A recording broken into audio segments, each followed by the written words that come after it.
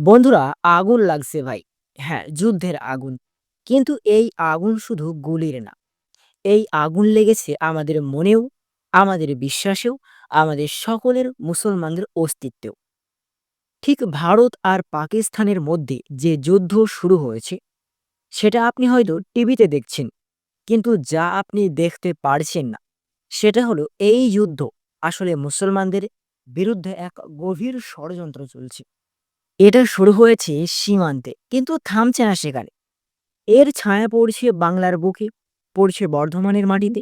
Media বলছে পাকিস্তানকে শিক্ষা দিতে হবে। কেন? কারণ পাকিস্তান হলো মুসলিম রাষ্ট্র, কারণ ওদের হাতে পারমাণবিক অস্ত্র আছে, কারণ ওরা ইসরায়েলের মতো দালালি করে না। তারা চায় পাকিস্তানকে শেষ করতে। আর এই যুদ্ধের অজুহাত তারা আজ ভারতের ভেতরে মুসলমানদের গলায় দড়ি পড়াতে চায়। একটার পর একটা ঘটনা সাজিয়ে ঠিক মুসলমানদের বানানো হচ্ছে সন্দেহভাজন, জঙ্গি বানানো হচ্ছে, আবার দেশদ্রোহী বানানো হচ্ছে। বর্ধমান আপনার আমার শহর, খুবই জনপ্রিয় একটি শহর, এবং বর্ধমান ধানের জন্য বিখ্যাত। এটা আমরা সকলেই জানি। এখানেই শুরু হয়েছে তল্লাশি, ধরা, মিডিয়ার প্রচার। কারণ মুসলমান নাম আর কিছু না, কোনো প্রমাণ নাই। মুসলিম মানে কোনো প্রমাণ নাই, কিন্তু মিডিয়াতে ছবি চলে, জঙ্গি বলে, প্রচার হয়, আর কোটি কোটি মানুষ বিশ্বাস করে ফেলে। কিন্তু ভাই, এর পেছনে আরো বড় খেলা আছে।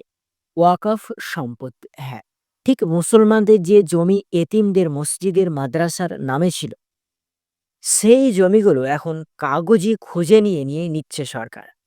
বলে আপনার এটা তো ওয়াকফ প্রপার্টি, এখন সরকারের অধীন। মুসলমানরা কাঁদছে, কিন্তু কেউ শুনছে না। আপনি যদি মুসলমান হন, তবে আপনি এখন সরকারের চোখে একটা সমস্যা। আপনি প্রতিবাদ করেন। আপনি যদি প্রতিবাদ করেন, আপনি উগ্র।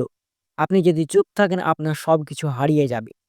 আসলে এই যুদ্ধ আসলে বোমার না ভাই।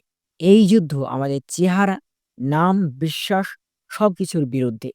পাকিস্তান শুধু একটা টার্গেট। আসল টার্গেট হলো মুসলিম উম্মাহ।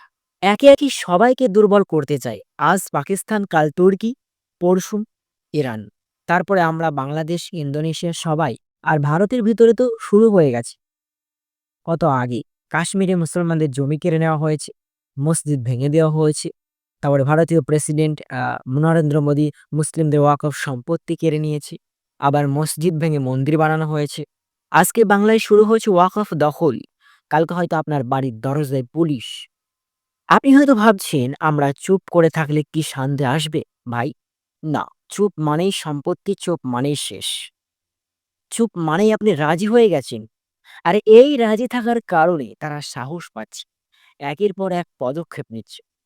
কিন্তু এখন সময় জেগে ওঠার, সময় সত্য বলার, সময় চিৎকার করে বলার। পাকিস্তান যদি ভুলে থাকে, আমরা বলবো, কিন্তু মুসলমানদের শেষ করে কেউ জিততে পারবে না। এই ভিডিও যদি আপনার মন ছুঁয়ে যায়, তাহলে আপনি একা না ভাই। আমি আছি আপনার পাশে। আমাদের মতো লাখো ভাই ও বোন আছে যারা সত্য জানতে চায়, বলতে চায়। এই চ্যানেল কোনো বিনোদনের জায়গা না। এটা একটা বিপ্লব, এটা সত্যের জন্য লড়াই, এটা মুসলমানদের জাগরণের আওয়াজ।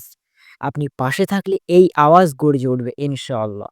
আজকের মতো বিদায় নিচ্ছি, দেখা হচ্ছে পরবর্তী ভিডিওতে।